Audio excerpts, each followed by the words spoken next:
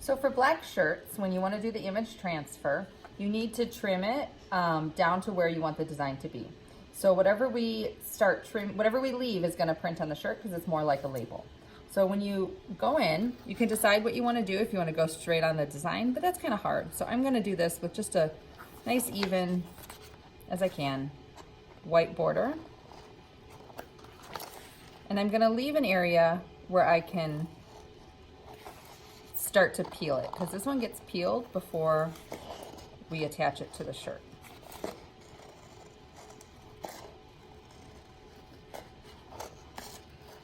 So this little tab I'm leaving is to help me peel the design.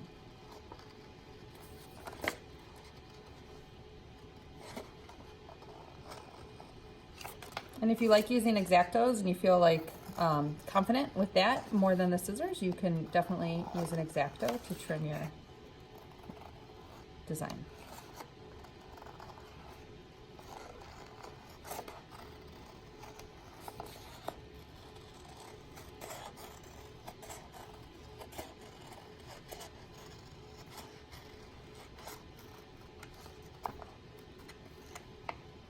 So I'm doing what's considered a contour cut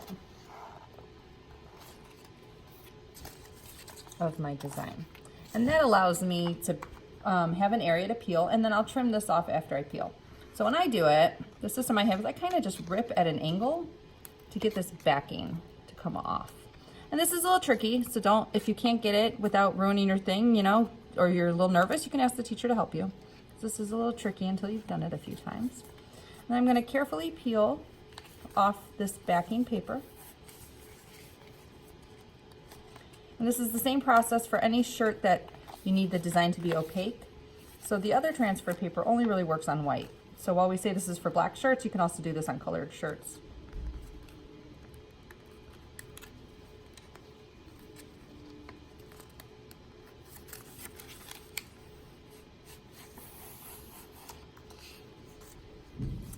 And now I can just very carefully, it's a little rolly and thin, but I'm gonna just go in here and now cut off that little tab I left. If you forget to leave the tab, it makes it a little trickier to get it started peeling without affecting your design, because it'll make the color start to break. And so if you've done a white shirt as well, the white shirt requires you to pre-press, the black does not. So we're going to take this over to the heat press now and get it ready for pressing. So I've got my black shirt on the press, nice and square, so I can help me line this up square. I'm going to use the lint roller to just clean the area a little bit, because it gets a little fuzzy in here. And then I'm going to put my design exactly where I want it.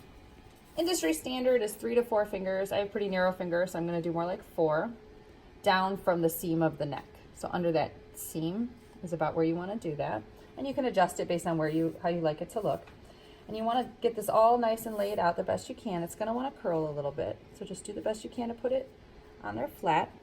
And then there's these bags of silicone protective paper, and this goes on top of your label of your design. And these are reusable, so don't throw this away when you're done. And I'm going to lay that right on top of my design, and then put my Teflon sheet on top of that. And then we're going to press for 30 seconds. All the way down. And I'm going to watch my timer for 30 seconds.